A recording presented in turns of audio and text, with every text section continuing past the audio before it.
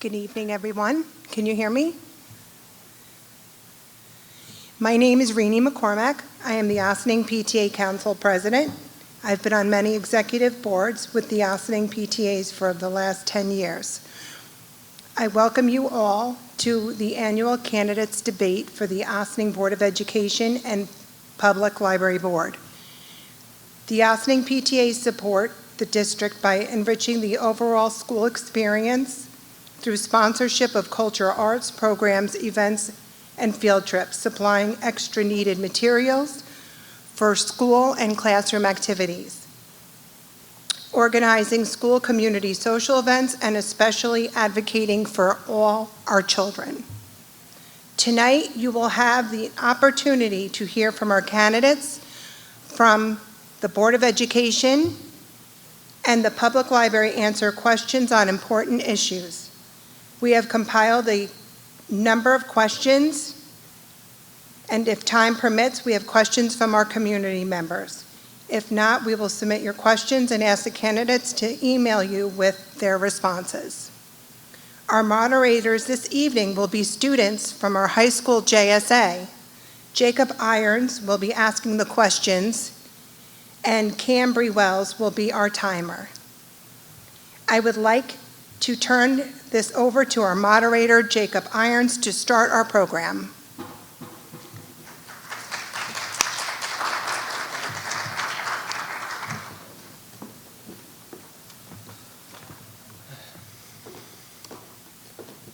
Good evening. My name is Jacob Irons.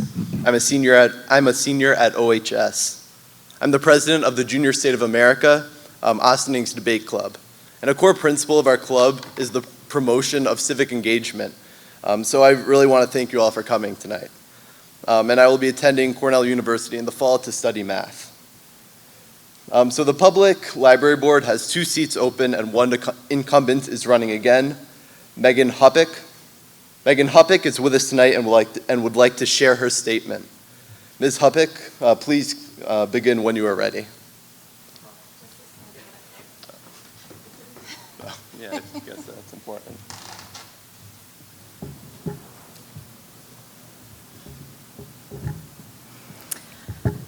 Hello, good evening, everyone. It's good to be with you all tonight. My name is Megan Huppick, and I grew up in Ossining, within walking distance of the library, and visited it often. I'm a proud graduate of OHS, and I'm pretty sure the last time I was on this stage, I was performing in my senior musical. I returned to Ossining in December 2021, still living within walking distance of the library. And I was appointed to the Ossining Public Library Board of Trustees in January 2022 to finish the term of a trustee who had resigned. I ran last year to finish out that term. I'd taken over, and I'm now excited to be running to serve a 3-year term of my own. Along with strong feminist values and a commitment to equity, I bring 15 years of experience in organizing and communications roles in social justice nonprofits and philanthropy. I center relationships in all that I do, and I have a special passion for organizational development. I'm really so honored to continue deepening my connection to Ossining through serving the library on its Board of Trustees. It's no surprise that I love books, but I'm sure you'll agree that our library is so much more than its fantastic book collection. It's a resource hub and a public space for our community to connect, gather, and learn. As a member of the board and a messenger for our beloved library, there are a few things I want to share with you tonight about what's going on at the library, especially considering that I don't have anyone to debate with. I thought I would take this opportunity to just share a few things about what's happening. So the first is that the library's current long-range strategic plan is focused on diversity, equity, and inclusion. Library staff are working hard to ensure that its collections and programming are diverse and increasingly accessible to everyone in our community. This is central to the library's mission and values. The second thing is about our beautiful library building. While many of us still may think of it as new, construction started on it close to 18 years ago. And it's beginning to have maintenance issues that need to be addressed, as any building that's 18 years old would have. The library has done an amazing job maximizing grants to care for the building, but will soon need community support to do further work. And then lastly, I want to affirm that the Ossining Public Library staff and Board of Trustees take the freedom to read seriously and are deeply supportive of it. The board has formally adopted the American Library Association's Bill of Rights, access to library resources and services for minors, and the freedom to read and freedom to view statements as policy for the Ossining Public Library. Thank you all for your time and your continued support of the library.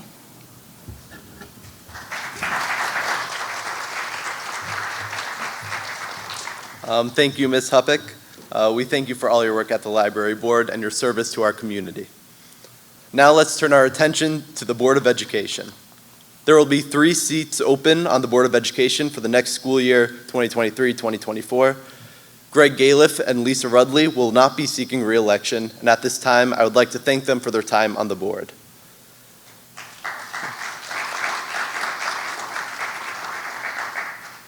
Frank Schnecker will be seeking re-election to his 4th term.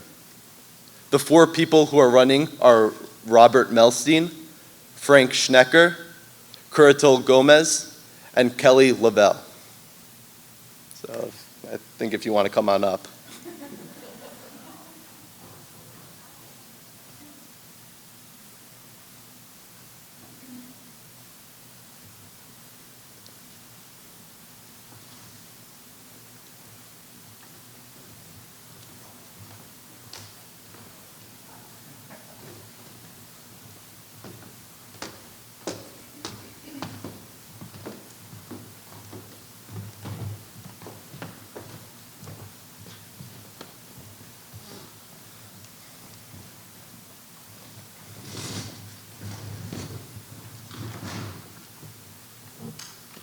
All right.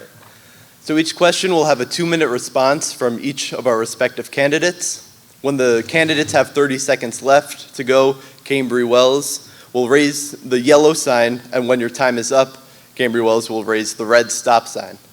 After, the candidates will each have an opportunity to give their closing statement, which will be no longer than 2 minutes each. So let's begin. So the first question is, what do you see as the greatest issue facing your school district? Up first, actually have opening remarks. That's probably a good way to start. So going first is Frank Schnecker. Okay. Good evening. I'm Frank Schnecker, OHS class of 1989, proud father of 4 children, 1 OHS graduate, and 3 currently attending Brookside and OHS. Over the past 12 years on the Ossining School Board, I have worked tirelessly to secure resources and improve educational opportunities for all students.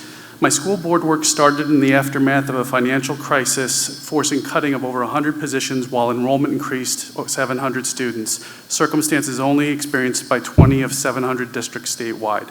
Our schools were forced to increase class sizes, slash individual student supports, and eliminate after-school programming, all vital resources for students, especially those needing academic supports. Our student test scores fell dramatically the very following year.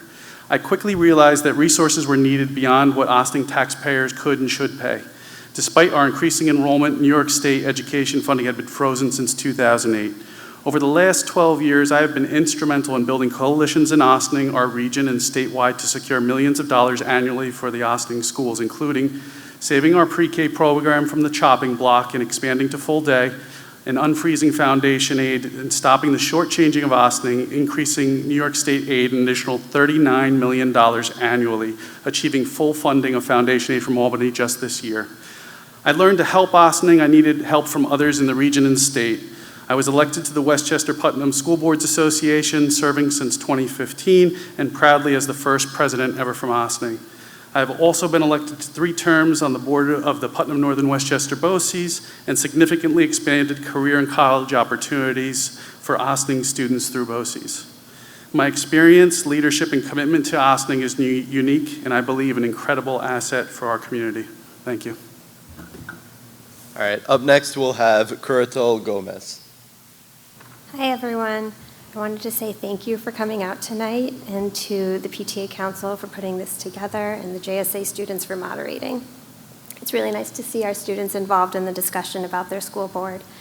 My name is Annie Gomez, though on the ballot you will see it as Curatil Gomez. I'm a mom of 3 children, one currently in the district in kindergarten, another entering UPK in the fall, and a toddler at home who is still a few years off. I have a Bachelor's of Science in Economics from Northeastern University, and I'm a former financial analyst with specific experience in budget analysis. I currently take care of my kids and work part-time as an accountant. I'm very involved in our community. I'm the secretary of the Ossining Early Childhood PTA and have been since before any of my children were even enrolled in the district schools. I also created the Ossining Briarcliff Manor Playgroup to help facilitate community involvement with families, and am an active member of NU Builds, which focuses on youth development and community outreach programming. All right, thank you. Up next, we'll have Robert Melstein. PTA, community, families, educators, candidates, and especially my wife and son who've been putting up with me coming and going, more going, for the past few weeks. They're in the audience tonight. And Max, thank you for letting me borrow your Super Mario notebook to take notes here, so thank you. So here's my pitch. I'll bring a fresh perspective to our great schools and to the board. As a collaborative problem solver who has been very engaged with our schools, I've been to nearly every school board meeting over the past few years. I'm part of the district's Facilities Advisory Committee, which is planning major improvements to buildings. I'm also proud to be endorsed by the Ossining Teachers Association, the union which represents our educators. And I'm especially humbled by this because I'm not an educator in my professional life. I look forward to working with the teachers if elected.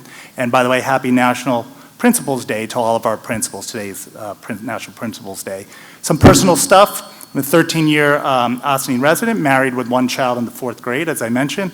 I'm on the ASO soccer board and a coach there, a JCYS baseball assistant coach, upper elementary PTA delegate, and a class parent. I've got 25 years in communications, marketing, and project management, dealt with a lot of data and big budgets, and with teams from different backgrounds and opinions. So here's Rob's plan. The R is for reading, writing, and math. I support our equity efforts to improve our key literacy rates. O is for occupational training and skilled trades. This is also important for equity, as we should look to offer multiple pathways to graduation.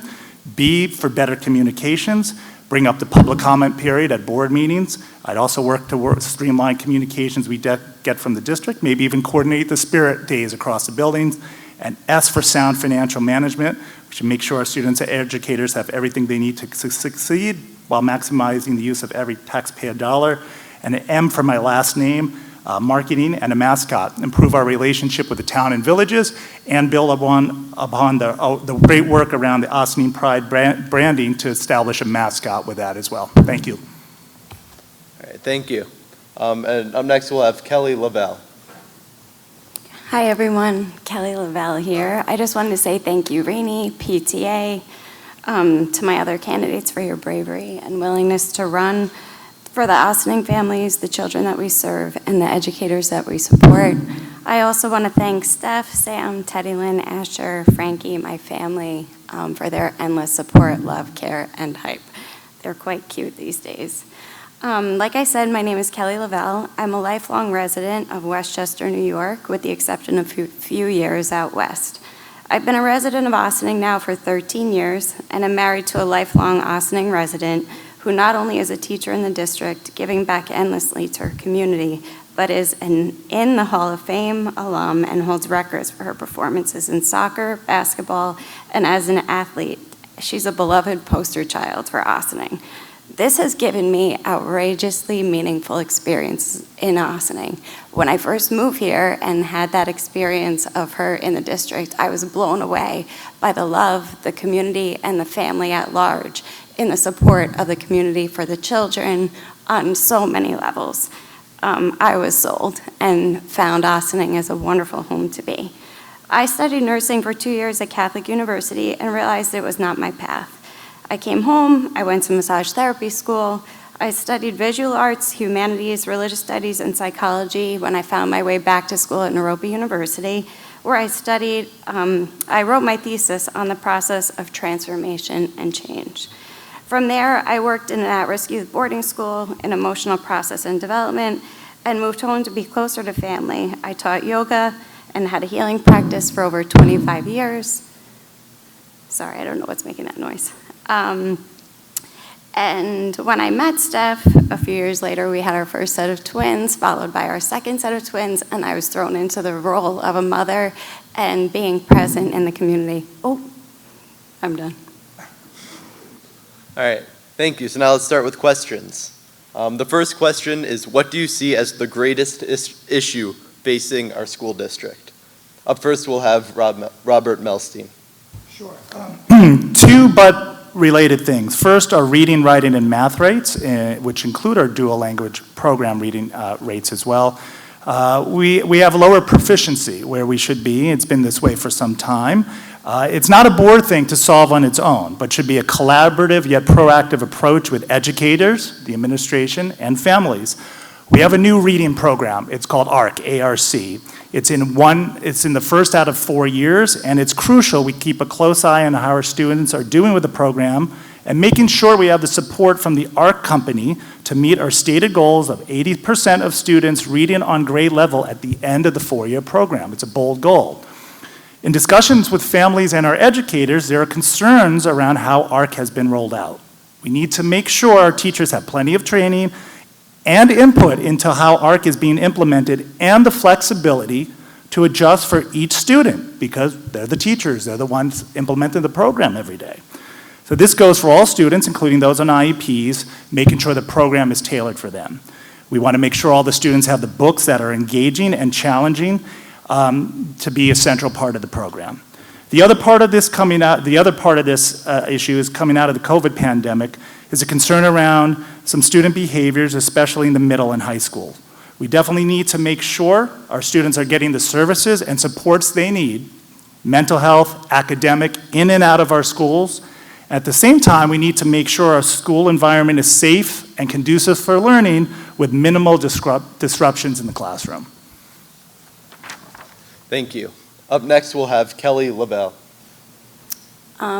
I agree that one of the biggest problems that we're facing right now is the curriculum and implementation of ARC. I believe that we didn't really actually sit down and properly pilot this program to see if it was a good fit for Ossining, and listening to educators, understanding the needs of our children, and coming out of not only a pandemic and lockdown, but then a hybrid, and then a third year of masking and integration and trying to get our kids back on track. We jumped into something and implemented something, throwing it at our teachers and in our community, stressing them in an unnecessary way.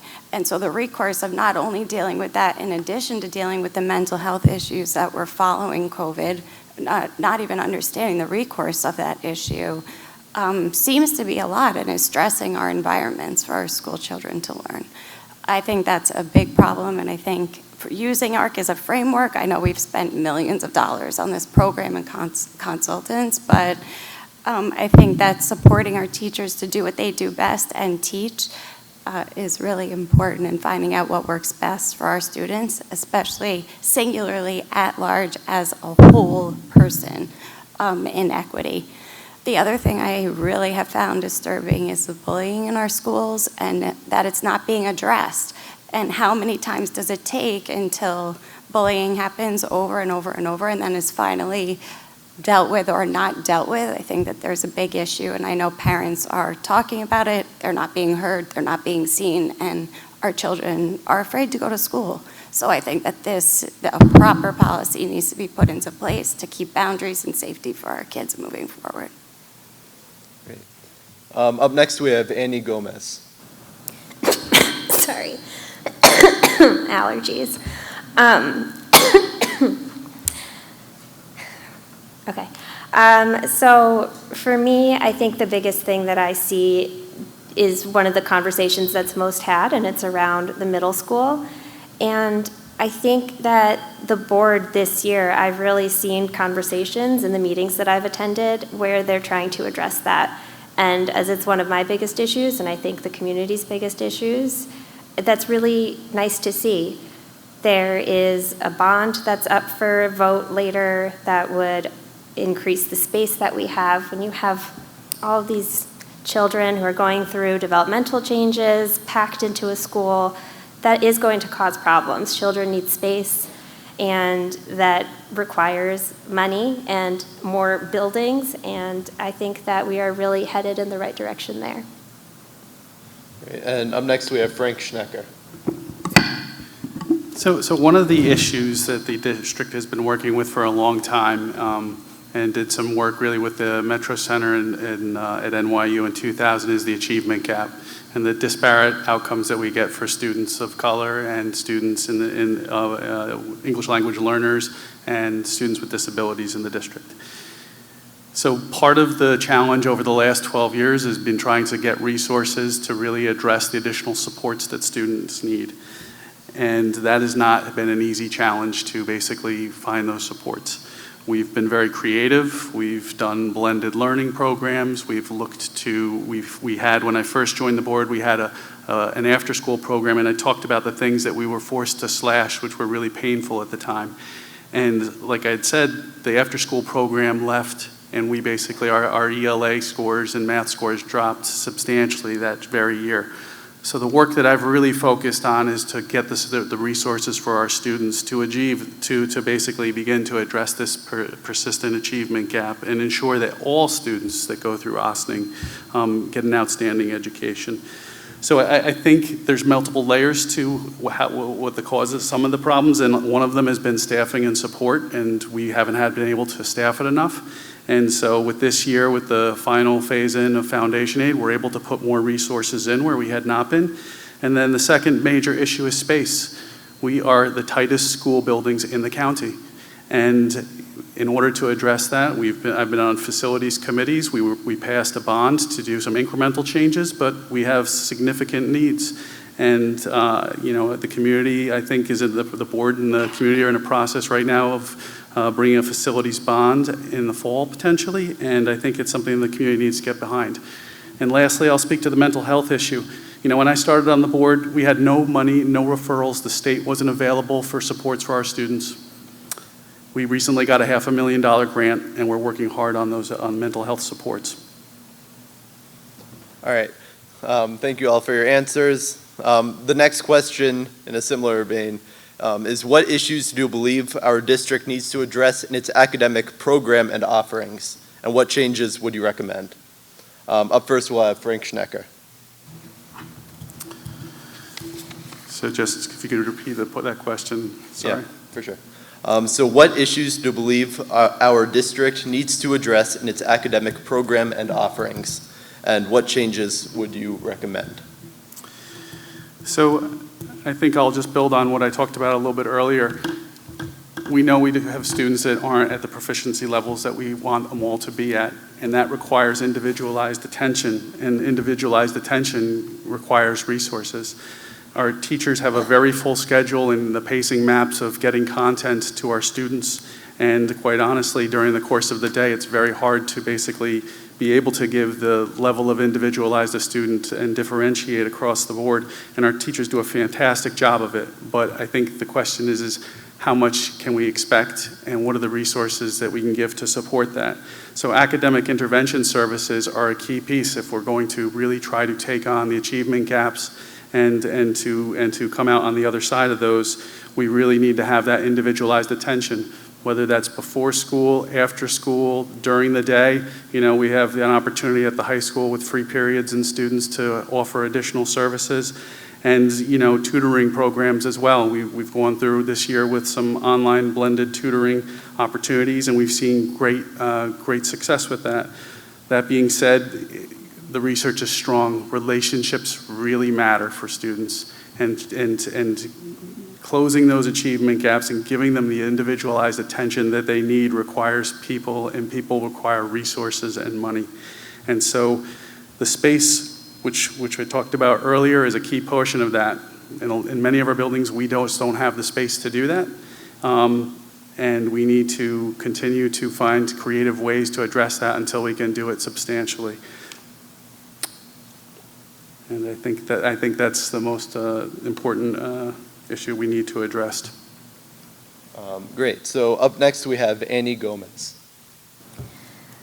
So one of the things that I think is a really big issue which is honestly at the state level.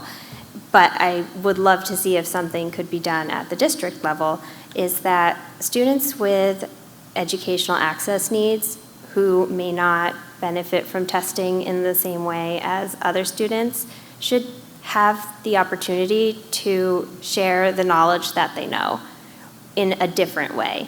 For example, if a student doesn't test well, then they should be provided those accommodations. For example, one of those could be language. As Frank mentioned, we do have an achievement gap that we need to figure out how to close. I was happy to see that the district move away from Teachers College, but that gap is going to take a long time to close, and in the meantime, I do think we need to support students and get them the opportunities to present the knowledge they know and not just bomb an entire test because of something like semantics.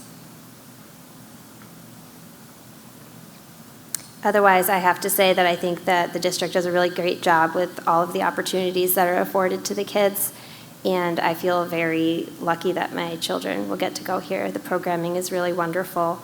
I would have liked to see a different reading curriculum chosen, but you know, we have what we have, and my child personally is thriving on it. He's doing so well, but just because he's doing well doesn't mean that it's the right program for every child or one that is actively trying to close the knowledge gap. All right. Up next, excuse me. Up next, we have Kelly Leveille. I think this is a really interesting question, and on my pamphlet, my biggest concern is hearing from the educators in Ossining, and I think there's a big gap between decisions that are made on the board and the everyday service of our children in the classrooms, and I think it would be really important to get a conversation going with educators, how they feel, what their day-to-day is like, what teaching is like for them right now, post-COVID, post-pandemic, with this new program, with SEL, and all of these things that they're trying to implement. And they're also people. They're mothers, they're fathers, they're teachers, and they spend a majority of their day with our children. And I'd be remiss if I could sit here and answer that question without the direct knowledge and understanding of what our teachers need, how we can support them, how this program is being implemented, or how it's being used as a framework so that they can get their job done and do what they need to do. So that would be on top of my list, is having a conversation, putting out an anonymous questionnaire to really get some feedback from teachers in an honest way, without recourse, and get down to the nitty-gritty of what needs to happen in our classrooms for our students. Thank you. All right, and now we have Robert Melstein. Yeah, this is a key question. We could probably do more than 2 minutes each on this, probably the key core question for here. But so just building really quickly off Kelly said, I agree with the point about educators, and if elected to the board, I would advocate for a teacher subcommittee as part of the board. I think they should have a formal seat at the table, and I think that's really important. So I'm glad, and thank you for bringing that up. So a couple things. This is a real equity concern, and equity is part of everything we do in the district. It's through the formal lens of we start every board meeting, and I'm fully supportive of our equity efforts. So I hope we talk about that too, but let me try to touch on a couple things quickly. So currently, to graduate from high school in New York State, you can get a Regents diploma with advanced designation, or a local diploma. For all of these, you have to take at least 4 Regents test. Ossining, I don't believe, currently offers a local diploma. And working with the administration, educators, and family, I'd advocate to change this. We're in an ever-changing world. There are students who have different abilities and test-taking skills. So the results of 4 one-day tests that people have concerns about shouldn't necessarily determine whether that child graduates. While core literacies like reading, writing, and math are important beyond high school, and we should look for alternate ways besides region testing to make sure our students are proficient, I again will highlight the O in my plan, occupational and skills trades education, as another pathway to diploma. I'm part of that facilities committee. We're looking to bring that back into the schools. Probably a lot of you remember industrial arts, tech, wood shop, cooking. That should be brought back into the schools to give those students a way to graduate and get a job right away. There's a big need for that, and you can do very well. What works for one community or one student throughout New York State may not work for another, and working with our teachers, administrators, and families, we can set up our children on a path for success, which will give every child that equity that they're looking for and should have. Thank you. All right, we'll now move on to our third question, which is how can you support our teachers so that there's less burnout and overwhelmed feelings from everything they have to deal with on a daily basis that has little to do with actual teaching? Up first, we'll have Kelly Leveille. Much of COVID I spent in the healing industry doing mental wellness and health with people all over the world, and I think taking care of our teachers is crucial to our children's education. I was always impressed by the level and the quality of teachers that were brought to Ossining, their commitment to this community, their love for this community, and slowly over the years I've seen them dim and the life gets sucked out of them because of the demands and the stress and everything that's expected of them and keeping up scores and being present to the children that they love. So bringing mental health support, love, care, and again, listening to them, asking them about their days, how are they, what's going on, giving them a voice on the board, letting them be heard and seen and supported just like any one of us or any one of our children. They are crucial in our community, in our lives, and any level of support to them I think would be really important and pertinent at this point. I hate to say it, but most of the teachers that are here are veteran teachers that are now committed 15 to 20 years in, and they're burning out like wildfire. And it's a really sad thing to see because they're brilliant and amazing beings. So I would bring and help in any way, just asking what it is that they need so that we could support them in any way possible. Thank you. Up next, we'll have Frank Schnecker. So supporting teachers involves a lot at the end of the day, and certainly a collaborative relationship and listening to the needs and what's actually happening is really a really important step, which the district, I believe, does to a certain degree, but there's always room for improvement. I want to talk about a couple things that I've really worked on in order to support teachers, which is really addressing class sizes.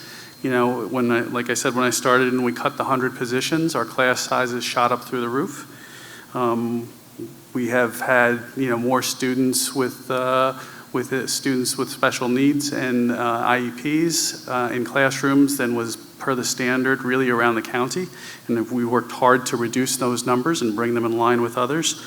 So I think workload is has been a real challenge with the enrollment increase in this district, and the board and the community has supported really trying to put more resources into the classrooms in order to bring those numbers down. I think the environment that our students are taught in is the environment that our teachers are teaching in, the work environment, and so the classroom spaces, having students taught on stages, small group instruction done in hallways on tables, making sure, one of the things that we've really worked on is adding more ventilation and air conditioning in some of our buildings because, as you know, the fall gets hotter sooner and the summer gets here earlier and earlier each year. So facility spaces, class sizes, and the ability to collaborate and find out what's needed and how we can best support is really the way I believe that to help teachers. Great. Up next, we have Annie Gomez. I would really start with more support in the classroom. Each teacher in the elementary level, at least at Park, has a teacher and then a TA, and they have 20 students. Sometimes 18 to 20 students, and that is a lot for one person, two people to handle, especially if they have children in their classrooms that require extra support services. So we have ICT classes, but not everybody qualifies for them, and I think just having an extra set of hands, especially in those younger grades, would be really beneficial. In the older grades, I think we could lose some of that burnout with parent volunteering. I hear from my friends in other districts and other states that they pass background checks and then they can go volunteer at the schools. So instead of a teacher having to cover recess or something like that, it can be a parent volunteer. We can do the same thing in the older grades where if there's a need for monitors in the halls, then we can have those monitors be volunteers. I would also say that we should be working directly with the union on these issues. They are a union for a reason. They are the advocates for the teachers. And we should be hearing what it is that the teachers say they need and want, which that's also been touched on. And I really echo the idea of a teachers union subcommittee that is constantly engaging with the board. All right, thank you. And up next we have Robert Melstein. Sure, thank you. So just the first step is, again, listening to our teachers. And as I mentioned before, there should be a formal process for that. There should be a board subcommittee on that, so they literally have a seat at the table. The space issue is absolutely a big concern. We are below other districts in the county average on space, and on the facilities committee, we're looking to address that over the next 10 to 20 years, but we should try to do some things in the short term as well. I want to talk about one other specific here, and it relates to teachers, and it's no secret. I think they're great and they're working and they should be teaching, but what's happening is they're having to deal with a lot of other things in the classroom. And there's no secret. I don't think it's a secret in the community. I've spoken to a lot of you here. We've had some concerns about student behaviors, especially in the middle and high school, and that takes up teachers' time. That leads to the burnout we've talked about. So I'd advocate for consistent systems and operations among our buildings. So there should be similar forums, policies, and procedures in place in our district, and probably track it digitally, so students learn in the early grade what is and what is not acceptable behavior. And I know this is important for our teachers to keep this consistent, so then again, every student knows what's expected of them and they can focus on teaching. We should also make sure our educators have adequate training for social emotional learning, which we might get into during this debate. I support social emotional learning, but these methods can be tricky to apply, so we want to make sure they have enough training and support to implement SEL in the classroom, and I agree that hiring more mental health professionals is a good way to go, and we're doing it. The other part of this is, again, I'm not an educator, but as a board member, I look to educators who have a robust experience with our various literacies to advise what's working, what's not, and what additional resources are needed to meet our goals. And I want to also say it's not just on the board, but it's all in the community as well to join together collaboratively to help improve these things. Thanks. All right, thank you. Now going to our fourth question. Considering the existing educational gap that has been further exacerbated by the pandemic, how do you plan to address the COVID-related learning gap? And how do you see direct communication with teachers contributing to your efforts? We'll start off with Frank Schnecker. Could you just repeat the second part of that question, sorry? Sure. The second part is, how do you see direct communication with the teachers contributing to your efforts to address the COVID-related learning gap? So, through my work through the region, lots of schools are working, having all kinds of challenges as students came back into the classroom post-COVID. So that is not unique to Ossining, and it's the questions that everybody's grappling with everywhere. I think the mental health supports needed to support that, and is a standard that's needed right off the bat, because the educational gap really in COVID-related mental health supports go hand in hand, right? So if you're not in a position where you're ready to learn, then you're going to have a hard time learning. And so schools have done innovative things like having spaces for students with anxiety to come back into, and in big buildings like the Ossining High School and Middle School, having those kinds of transition spaces are really, really important. But I think this is very much a moving target. And so again, this is another area where knowing what the situation is on the ground is really important. And hearing directly from teachers and having that come through administration as well is really, really important, because we have to adjust quickly. And we have to, and that responsiveness goes two ways. That responsiveness goes from the district, from teachers sharing information and the district also working together. So it's a bi-directional conversation that's really important to meet the needs of the moment. Thank you. Up next, we'll have Annie Gomez. So for me, this really starts with the conversation around special education. That term is pretty outdated at this point, and it has a certain connotation to it. There is a stigma attached to it that's been put there by adults, and I personally have spoken to 3 families this year with young kids who they are stressed about how they're coming out of the pandemic and going to school, and maybe they're behind socially or in some other way, but they are not willing to get their kids evaluated for services because they don't want their kids to be labeled or discriminated against. And we really need to move beyond this language. It's not fair to the families and it's not fair to the children. What I do often as the mother of a child with a disability is I'm always listening to the adults with disabilities. They have lived these lives already. They can tell us what is right, what's not right. This is their wheelhouse. So what they're saying is that special is offensive. Special education is not a kind term. Special needs is not a kind term.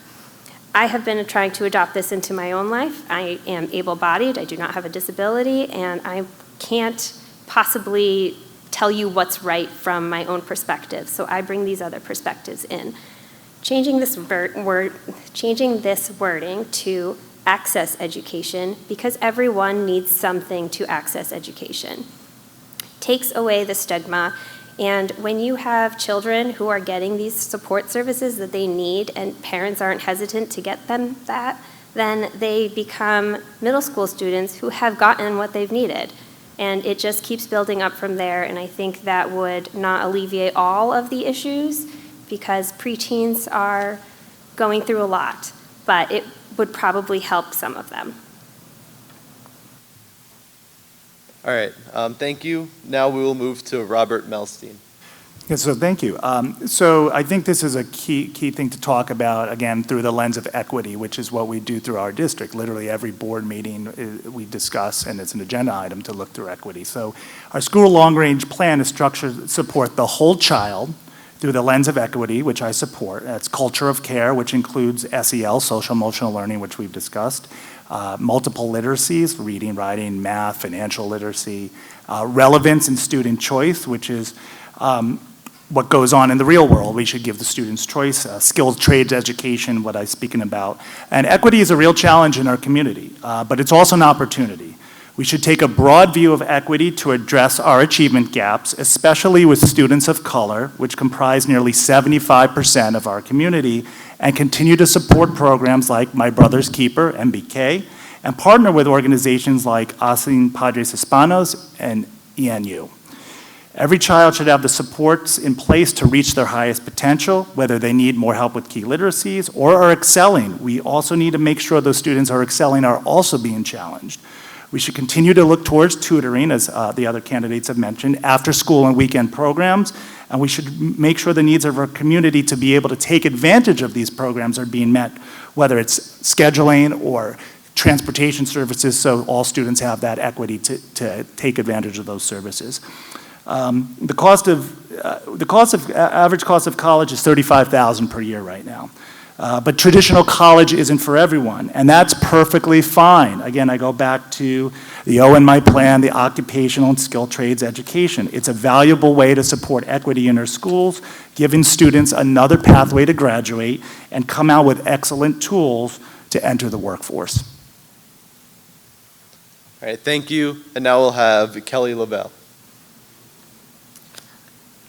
I just found that number really interesting because our students right now are costing around $33,000 a year with a $167 million budget in Ossining. Just side note. I don't think anyone can imagine what COVID did to our communities and our children and the havoc that it's really wreaked on everything. So I think the implementation of social emotional learning, guidance counselors in the schools, mental health therapists, anything that could be possible to be putting into place, Obviously, our children are struggling. The bullying that's happening, the outbursts in classrooms that are happening, is wreaking havoc on our education and learning for our students. So I think that is really important to look at, and hiring these people and these professionals is really crucial, and I support that. I think the other thing that we need to focus on, aside from SEL, social emotional learning, and ENL, because of the influx of immigration that's happening even now, and predominantly Spanish-speaking children moving into our community, is supporting that and the increase of literacy, reading, writing, and math. If we get back to basics, and instead of speeding everything up and trying to catch up, slowing things down and seeing where our kids really are and looking at the whole child is important in order to move forward. So throwing all this information at our teachers, at our students, I don't know about anybody else, but my kids are not happy to go to school, which is really sad because they're young. They're 7 and 9. I have 2 sets of twins. It actually breaks my heart that they would rather be home and not be with their friends and learning and growing. It's just not conducive to a child going out and getting their needs met in a way that's a supportive environment right now. It's really sad. And I think we need to turn the tables, slow it down, evaluate what's happening, and give our children what they need. All right, thank you. Our next question is, in today's climate where school safety is at times threatened, what plans do you advocate for to ensure the safety of students and our staff at our schools? Up first, we'll have Robert Melstein. This is a very personal issue for me. As someone who is Jewish and raising a child to be proud of his faith, it's disturbing to see a rise in anti-Semitism across the country and multiple acts of anti-Semitism in our community and Ossining schools. There was just one the other day. There should be no tolerance of swastikas or any other forms of hate. We should approach these acts with both education so students know what these symbols mean and be punitive when warranted. I've heard from many families and community members that they are concerned about student behavior in some of our schools. We absolutely need to make sure our students and staff have a safe environment and the social and emotional and mental health supports are in place to give students the tools they need to learn how to accept each other and get along and within our schools. When these interactions aren't positive, we should continue to find a balance between working things out and instituting consequences. But no child should have to feel scared about going to school or be the subject of ongoing bullying, and no educator should have to sacrifice valuable classroom learning time with students who are overly disruptive. As I mentioned before, I'd advocate for consistent systems and operations among our buildings. There should be similar forms, policies, procedures in our place regarding students' behavior so they know at an early age what's acceptable and what doesn't work, and I would support the teachers in this. We should also continue to review our emergency preparedness and safety procedures with our dedicated local first responders to make sure we're providing everyone who's in our buildings with a secure environment, and make sure digital safeguards are adequate so our kids are only accessing appropriate online material. All right, thank you. Next, we have Frank Schnecker. So school safety is clearly one of the district's highest priority. And I think what we've heard over the years in terms of the consultants that we've worked with through Putnam Northern Westchester BOCES and recently with Altiris is really training is really a key concept and a key need to make sure that you prepare your schools for lots of different situations that can emerge. So the district's been serious about that. We've put significant funding into it. And we've worked on, over the past several years, getting grants from legislators to basically ensure secure entrances at the buildings. And it's been an effort and focus around the district. I think you can't underscore as was shared, you can't underscore this, the student supports, mental health supports. I think when you look at the types of crises that happen in schools, a lot of times, basically, people aren't surprised, in terms of, that students that don't receive the attention that they need find ways to lash out. And so we really need to make sure that that's seriously done. And I don't just talk about it, I've worked on it. And I stood before legislators 8 years ago and have spoken for several years as the legislative chair of the Westchester Putnam School Boards Association to convince Albany that we needed significant funding for this.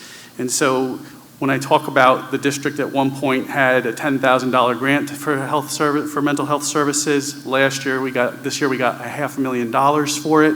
It's been through concentrated and dedicated efforts to basically advocate and get those resources that are desperately needed. So it is a multi-layered plan in terms of making sure you have the physical safety, that you have every students and educators trained, and that you basically also have the supports for students at most vulnerable students. All right. Next up is Annie Gomez. So, living in America, we see a lot of shootings happen over and over again, and every time that happens, it stresses our communities out because you never know if we could be next. And understanding that and also really feeling upset about that and the direction that's going, something that I do just outside of things is I'm very active in Moms Demand. I do phone banking for them, I am going to be tabling for them, and they have a lot of information on school safety. The other thing that I want to note is that we have done great with school safety, I think. We do the lockdown drills, we have secure entrances, everything that Frank mentioned that I had no idea about because I haven't worked on that, it's amazing. But I do think there's a group of students that gets forgotten when we're talking about this. At the beginning of the year, we had an SRO on staff, and that was applauded.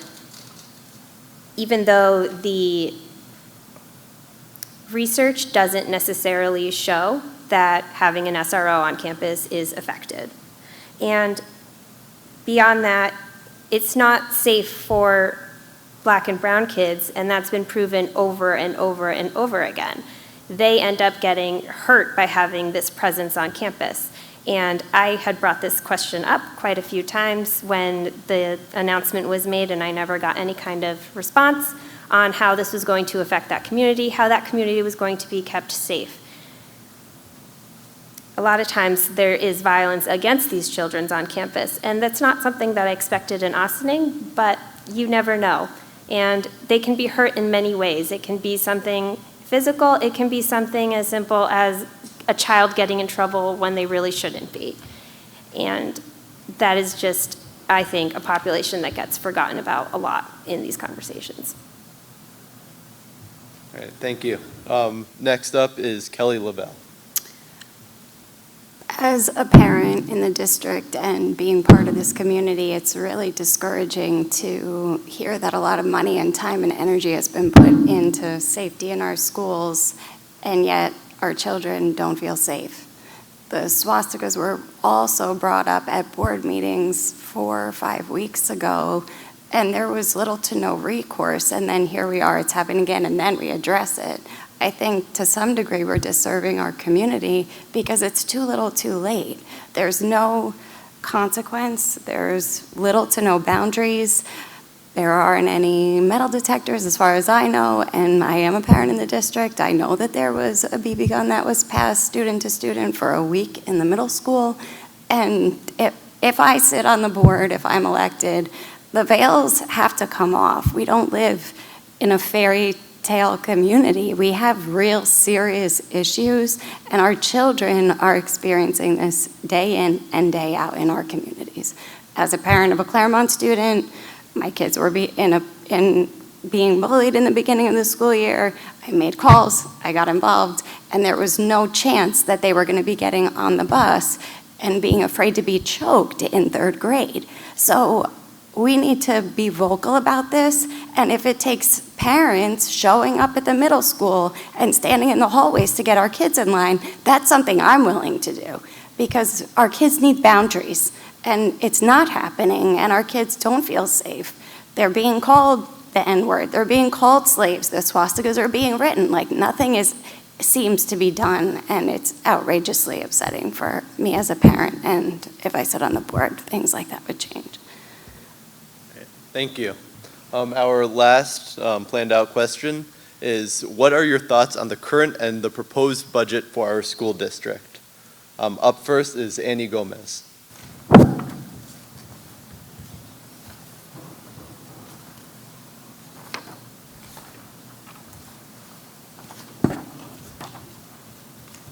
Sorry, I have a lot of papers. I do a lot of prep.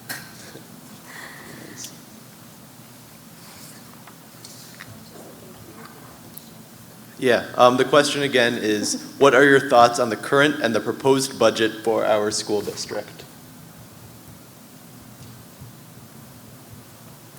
Okay, so as far as current thoughts go, I was at the budget meeting all day long on a Saturday, and truthfully found it somewhat interesting because I used to work in budgets, and it wasn't as dry as it could have been, I think.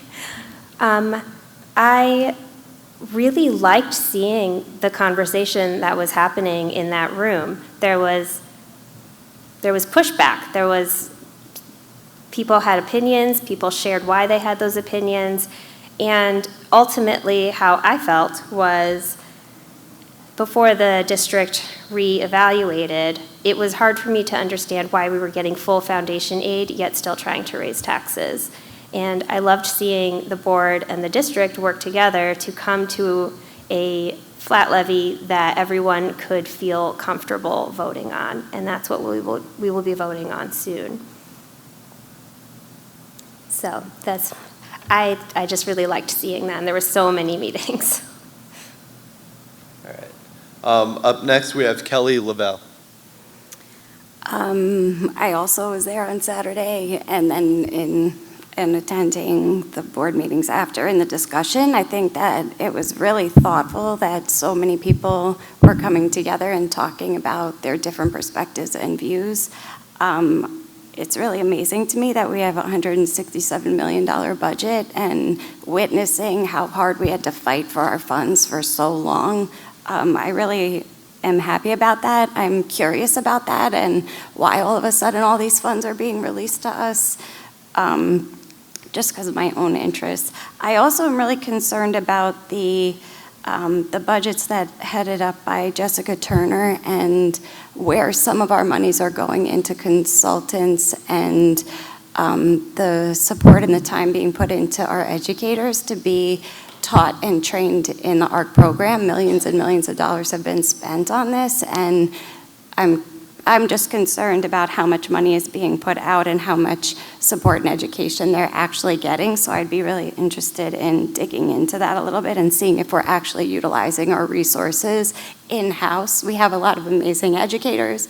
They're really smart. They're studying equity. They're doing all their due diligence to make that happen, and that's in-house, even though they're only getting 2% pay increase. And on a whole, I'm really happy that there was a 0% increase, so we don't have to take more from the community in regards to taxes.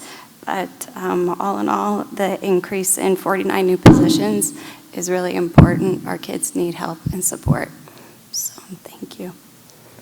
All right. Next, we have Robert Melstein. So I support our children and educators to make sure they are getting everything they need to succeed. I also think it's important to be mindful of our taxpayers. We live in one of the highest school tax rate communities in the county, and we have 70% of our community living below the poverty line.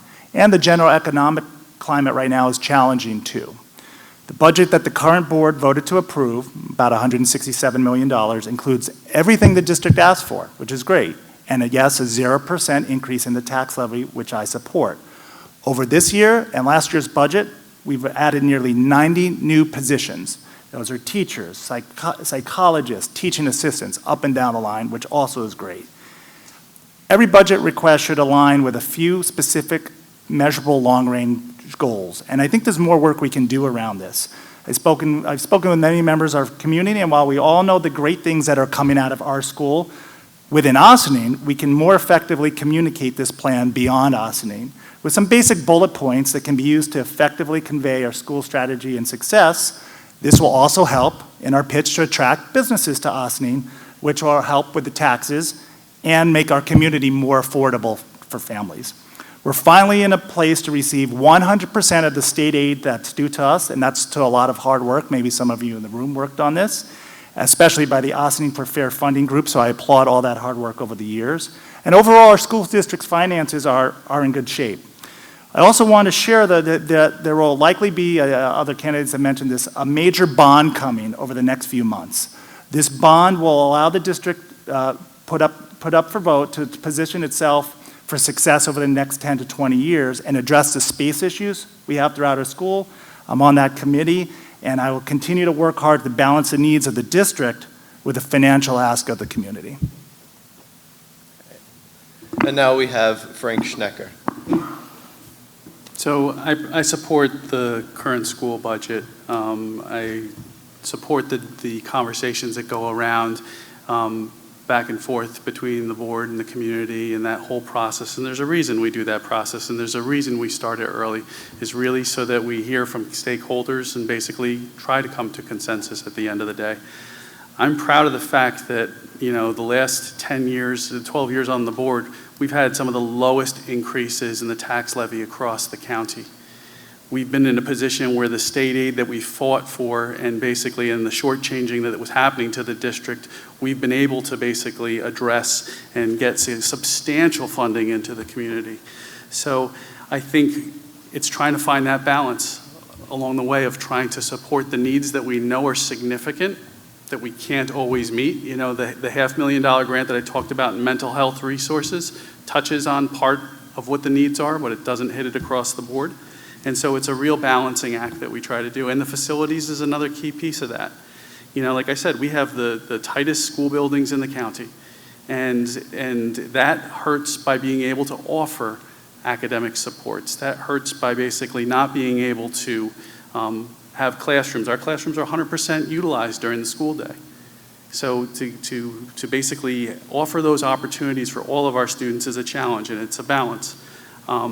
But as I said, I supported the budget. I support the budget where it landed. I think the challenge is going to be in the years ahead and how we continue to support the district with the resources to help the students achieve their highest potential. And that'll be the balance we all try to strike. All right, thank you. Since we have a little bit of time, there are a few community member questions that hopefully you can answer. So right now, the current options for like after-school work are done voluntarily by the teachers, and after-school homework program is just a classroom where kids can go to do homework on their own. So how can you work with a teachers union so that there can be hands-on opportunities for homework help after school? First, we'll have Annie Gomez.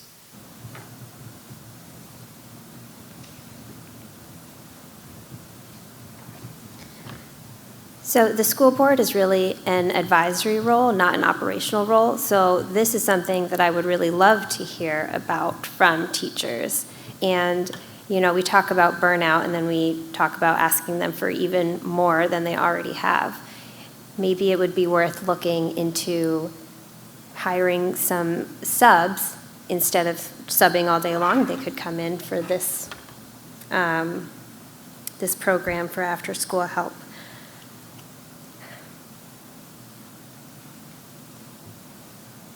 Other than that, I would say if there are students that are available to do this, that would be another avenue.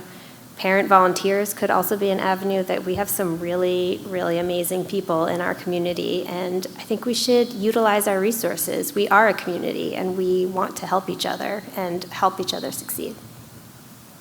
Thank you. Next, we'll have Frank Schnecker. So clearly the board and the superintendent, negotiate contracts with the teachers union. And that work, while there may be ideas that any individual in the community wants, there's a whole collective bargaining process that goes along with that. That being said, I do think the conversation is important to have to determine ways that we may be able to work with the teachers union and outside organizations to assist there. I mean, the district does have stipended programs when we have resources. We do offer stipends for different programs at the end of the day that some teachers avail themselves to, but in light of burnout and all the demands of the school day, participation in that may not be at the levels where you need it to be. And I think the similar challenge with volunteers, and we have fantastic volunteers who are wonderful, but we also have students that need that regular, reliable, consistent experience, and sometimes with volunteers, that availability isn't there. So the district's really tried to work and find other, other tools at our disposal to basically try to still meet those needs with online tutoring resources and others. And this is an area of creativity, and it's not going to be just one answer. It's going to be many answers, which will clearly involve the teachers union, but will likely have to involve lots of other people as well. Up next, Robert Melstein. Would you mind repeating the question for me? Sure. Please. Thank you. So how can you work with the teachers union so that there can be hands-on opportunities for homework help after school? Yeah, like the other candidates I mentioned it's important to listen to the teachers. I'm not privy to specifics of contracts and things, of course, being on the outside of the board. But I will say that, we're asking a lot from our teachers right now. There's no question about it. So we need to explore those other volunteer opportunities, other members of the community. And I talk about the specific subjects. There might be other peer-to-peer learning opportunities as well. I think those have been proven to be effective too. And also assess these actual homework help programs. I think it's important to make sure that the students who need the help, again, have the ability to go to this help, whether it's on the timing, whether it's transportation issues, and also keep track of the who's coming and whether they're able to take advantage of those services, and if not, why, and try to help those students get what they need on that. But I think the other candidates have touched upon this pretty well, but again, it's all about listening and try to come up with creative solutions in our community, and we have a lot of good organizations, nonprofits that we talked about as well earlier, like Ossining Padres Hispanos and others that could potentially help here, especially with students who need the support. All right. And up next we have Kelly Leveille. I absolutely agree. I think stressing and expecting or asking our teachers to add extra time and volunteer, obviously that's a union issue and something that would have to be talked about. But I think, again, contacting them, getting information from them, seeing what's actually needed, and potentially, like everyone else has said, getting creative about what we could provide our kids. Is it older students or peer-to-peer tutoring, or older kids coming into younger grades and giving back? I know the high school has to earn some level of extra credit. I'm not thinking of the right term here, but the hours that they need for graduation and volunteering. So we could have resources like that. I think getting creative and also asking parents and the community at large what they do need, or even starting some kind of a committee to get those things moving, I think would be a possibility, or at least getting the idea out there to get information about what is needed. But I think asking more and more and more is some of the add to why our teachers are burning out at the end of the day. So I wouldn't strap them with that kind of a volunteer position.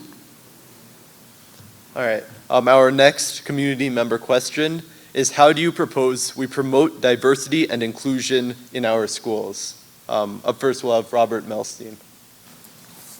So I support our diversity, equity, and inclusion efforts. I talked about this a little bit earlier, but I think it's important to revisit. And again, so we educate our child through the whole child model. It's not just the core literacies. There's more to it. It's social emotional learning. It's culture of care. It's multiple literacies. It's relevance and student choice. And it's no secret that equity can be a challenge in our community, and diversity, equity, inclusion. So we all need to learn from each other. I think that's really important. I talked about previously achievement gaps and what we could do to support students of color as well, and make sure that each student has the supports in place to be able to achieve their highest potential.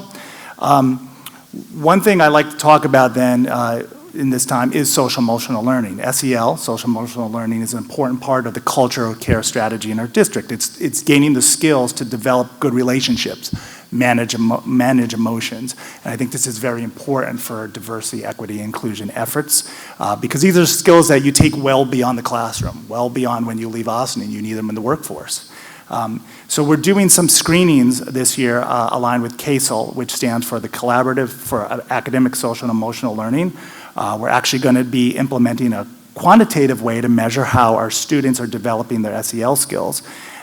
So coming out of COVID, home situations we may not have full visibility into. Focusing on SEL is important. It's not a one-size-fits-all approach. And again, I would turn to the organizations like My Brother's Keeper, which supports students of color, and partner with Ossi Padres Hispanos and ENU for our efforts around diversity, equity, inclusion, as this is very, very important for our students and educators in the district. All right, thank you. We will now go to Annie Gomez. So diversity and inclusion in schools is obviously one of the biggest things that Ossining schools care about, and I would just like to see it in more areas. I think we do a great job, and it's one of the reasons that we wanted to move here and have our kids grow up here. Where I grew up was very different, but we need to focus on, similar to the SRO issue, the populations that are not being helped. So, for example, at the last board meeting, there was a presentation that was done, and it showed percentage of students who have missed school. And a mother stood up and was like, you know, you have white, you have Hispanic Latino, and you have multiracial. My black child is not even represented here. So when we're talking about inclusion, we really need to be talking about it at all levels. And that was just one of the ways. And you know, in other areas, we might overrepresent those populations, and we need to keep it consistent so that we can tie it back in.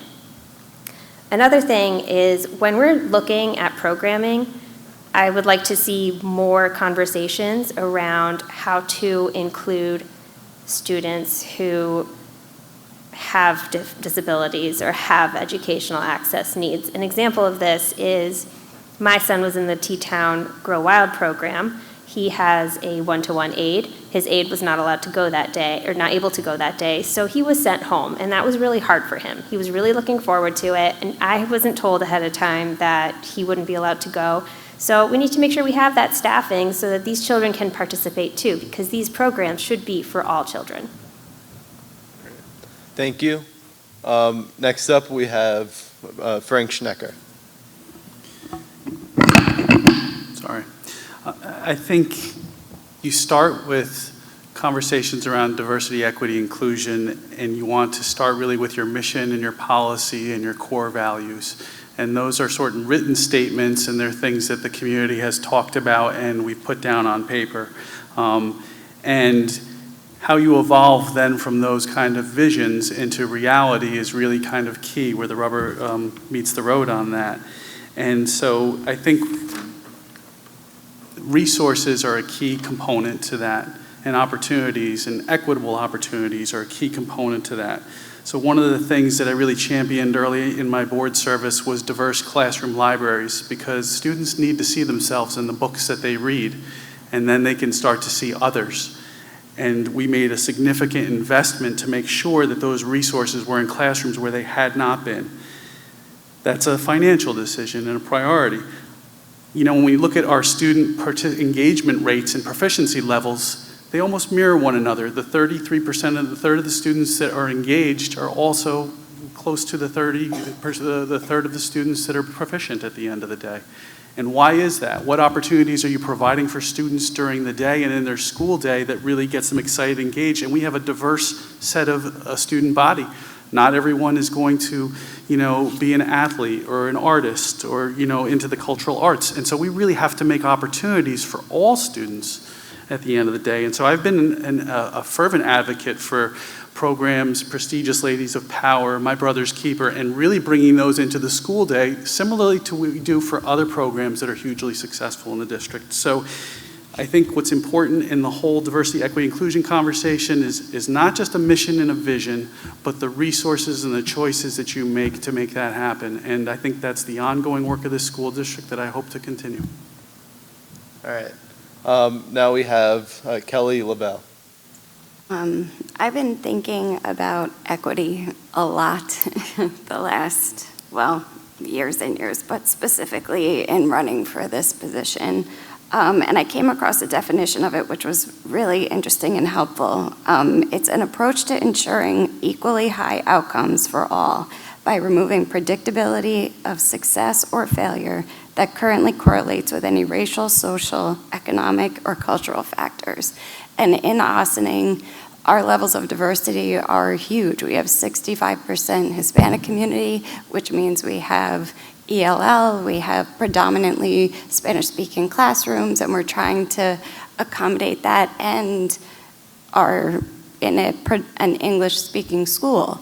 So in addition to that, we have the 7% Black community that is also lacking in representation and support and being seen, heard, and understood. We have our special needs kids who are also looking for their space, their time being included. So there are so many different levels to this, and if we're really going to get down to the nitty-gritty of it, I think we need to, again, kind of slow it down and evaluate, are we serving our children? Are each of our children feeling like they're part of and seen as whole beings, and supporting education in that way? I know the teachers, at least at Brookside, are studying a book called Street Data, where they're taking the idea of the whole child and really putting it into, I'm very much paraphrasing here, putting work and equity into action. And I think across the board on all levels, that's what needs to happen if we're going to call ourselves an equitable community. So the efforts are moving, but I think there's a lot to take into account so that one piece doesn't get dropped along the way, because they're all equally important. So I'm thinking about that a lot and really interested in supporting our educators to be heard and seen and supported in that way as well. All right, thank you.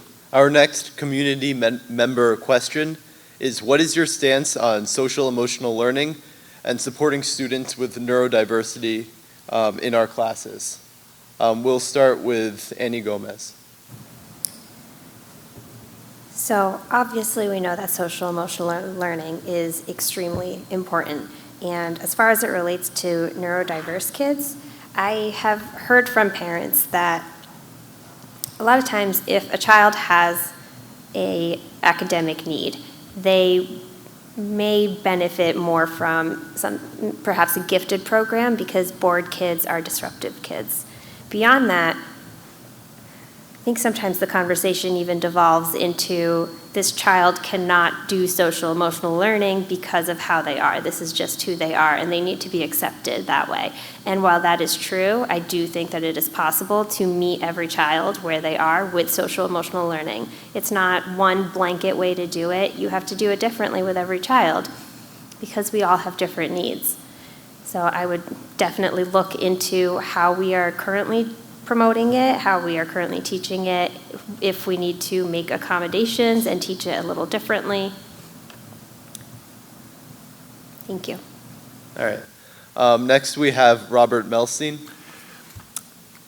So I talked about SEL in my previous answer, so I'll try to be concise here. As I mentioned, we're looking to assign quantitative goals to this through CASEL, the Collaborative for Academic Social Emotional Learning. So we're actually going to be implementing a quantitative way to measure how our students are developing their SEL skills. We've talked about coming out of the COVID pandemic and home situations and mental health, and it's all actually very, very important. It's not a one-size-fits-all approach, especially when applying SEL techniques to bullying situations, which ties into the discussion we had around fostering a safe school environment.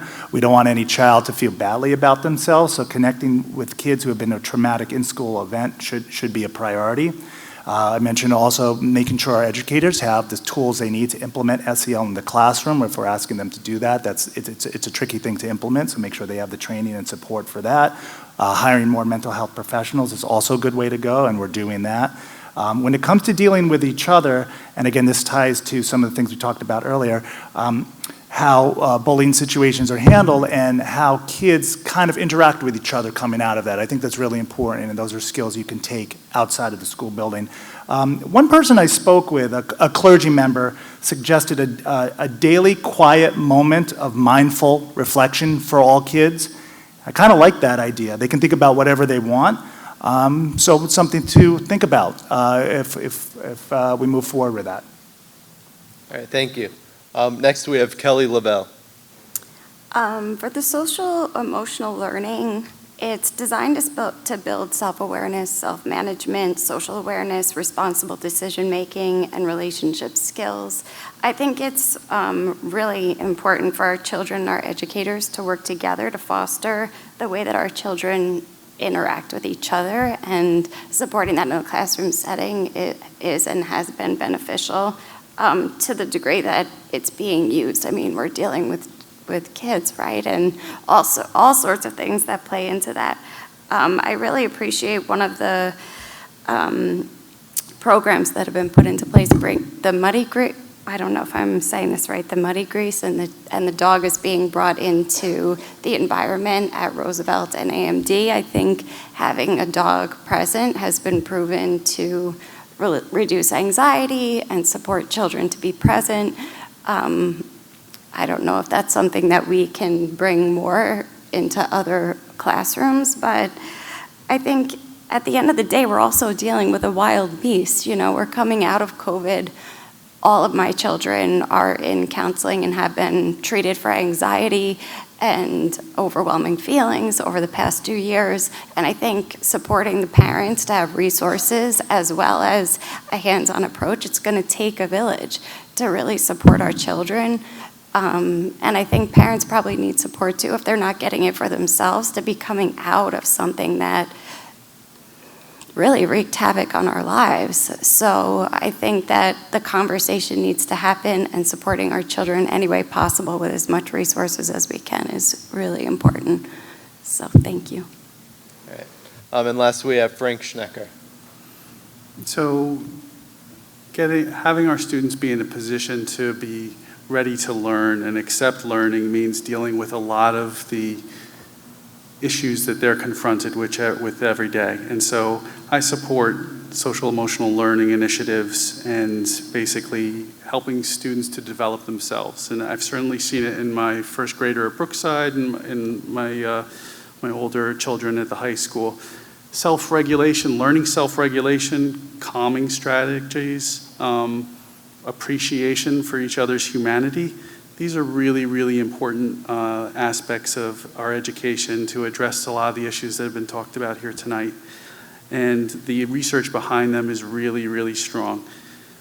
But again, as I talked about with our diversity and equity inclusion, we have policies, we can have missions, but what time and resources are we putting to it? And I think that's really the challenge that the district has in front of it, and certainly dedicated time each day to basically do this and make sure it's a regular piece. And if it's not each day, then maybe what the right cadence is, but that's the conversation to have with our educators. But the things that I know that I've been vocal about and support is our advisory program. And it's worked in other school districts. It's worked in our own school district. We had an advisory program at the middle school that showed our student connectedness jump significantly over the short period of time it was implemented. Our students need a place to be able to take the things that they're grappling with, have an ability to learn from it, and to be able to move on so that they can accept the high content pace that the state requires in trying to meet standards. So it's a key part of our classrooms. We need to continue to evolve this work. Thank you. That is the end of our question period. We will now hear closing statements from our candidates. As a reminder, you will have a maximum of 2 minutes. Please keep your eye on our timer. Up first is Kelly Leveille. Oh man, I wanted to go last. Let's see. As a mother, as a part of this community, I feel obviously very passionate about the day-to-day happenings in school, the support of our teachers, the support of our children, the support of our community at large. My biggest desire is to be a really good listener, to really understand the concerns of the parents and the families and get as involved as possible to serve you in a way that's beneficial and transformational for our community. We need a lot of change. I know a lot of change has been happening, and on many levels, what has been happening the last few years is going in one direction. But I think that we've also been missing a lot of other things, and big pieces have been falling through the cracks. And bringing that to the board, having big conversations about that, including our teachers, and serving in that way would be an honor, and I would absolutely be dedicated to that and for that with all of you. So thank you. Thank you. Next, we have Robert Melstein. Yeah, we didn't get to talk about some other things. So really quickly, energy efficiency. I'm in full support of the energy performance plan that's saving us about $90,000 annually with solar panels that are going to be put on a lot of our structures. And I also would start to explore the possibility of electric buses. I know that's important to many in our community. It's a little early soon, but we'd have to partner with our contract provider to look into that. So thanks to everyone who put this event together, and my fellow candidates, my family. If my son is still awake, he probably shouldn't be, because it's a school night. So here's my closing pitch to you, Ossining. We've got 4 solid candidates up here. We have a great school district, and I'm running to build on that and make it better collaboratively with a fresh perspective. I think the time is right for some new ideas and approaches on the board. And during this time, if I'm elected, I'll make sure to listen to and engage the entire community, especially our educators and the Ossining Teachers Association, who are in our classrooms each day dedicated to our students. I thank them again for the endorsement. I certainly don't know everything about our schools, but I hope tonight I presented a good knowledge of our school district with specific ideas that I would bring to the board and the ability to use data, careful analysis, and partnership with families, educators, taxpayers, and other board members to give our kids the best possible education. So remember Rob's plan. R is reading, writing, and math. O is occupational trades. B is better communication. S is sound financial management. And for my last name, marketing, and maybe working on a mascot. And maybe we'll even shorten up those board meetings and get you members of the community the ability to speak earlier on. I would look to do that so you don't have to necessarily wait an hour, 2 hours there. That's our job to be there for those meetings. So please reach out with any questions. My website is robforboe.com and Rob for BOE, that's F-O-R, Rob, F-O-R-B-O-E on Facebook. I kindly ask for your vote on May 16th. Thank you, and good night. Thank you. Next, we have Annie Gomez. I want to thank everyone again for taking the time to be here tonight and hearing what each of the candidates' values and opinions are. If you leave here knowing only one thing about me, it's that I care deeply about each and every student who attends our schools. My own child is having a fantastic school experience, and he's truly thriving. And I'm running because that's what I want for every student who attends our schools. I talk a lot about equity, and that can be implemented in a lot of ways. It can mean including students in areas they haven't thought to be included in yet, or providing opportunities that are engaging for all children with different academic needs, from those struggling to high achievers. I know many of these conversations are happening, but I'd like to fill in where we may have gaps. With my passion for inclusion and equity, I have a record of showing up for it and putting into action the changes I want to see happen, and I will continue to do that for our district families. Thank you. And last, we have Frank Schnecker. I would like to thank the Ossining PTA Council and our students and JSA moderator tonight for hosting these events and for all of you being here. I'm really heartened to see so many here tonight. In 2011, when I was first elected to the Ossining School Board, 88% of the school budget was funded by local taxpayers. After an intensive multi-year effort, Ossining will finally receive full funding of New York State Foundation aid this year, an additional $39 million annually. The local taxpayer share of the Ossining school budget will be at a historic low of 63%. The community should celebrate this moment. There are many things now possible that simply we did not have the resources to address on the current board and that the future board will have the ability to do, and I think that's wonderful. I recall many cold winter nights meeting with many of you in our community to strategize and organize. I recall early morning departures on bumpy bus rides to Albany and rest stop dinners on the way home. Many of us gained experience we never wanted to have, but we did it to get to the position where we could stop the shortchanging of our schools and provide the necessary supports for all students of our uniquely diverse and vibrant community. We did it by not accepting the many no's along the way, by not giving in to a governor and his staff that refused to budge in our executive chamber meetings, but could no longer deny the irrefutable case we put before them. I, with many of you, have been forged into go-getters for Ossining. We have and continue to move Ossining forward. We have much work to do for all of our students. But as I shared at the board table many years ago or a few years back, in the darkest moments of the struggle to receive full foundation aid, we will prevail. I humbly ask for your consideration and vote on May 16th. Thank you. Thank you. So now I'll welcome Rini McCormick back to close out the program.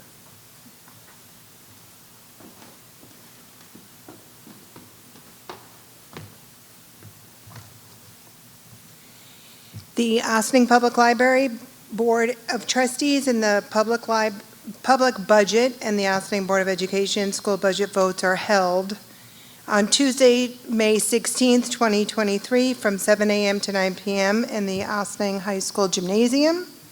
I would like to thank Jacob Irons and Cambry Wells for facilitating the program tonight. They did a great job.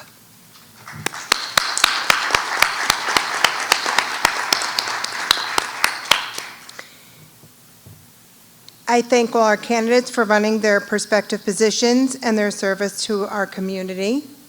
And I would like to thank you all for joining us. We do what we do for you and your children. Remember to vote, stay well, and be well. Thank you for coming.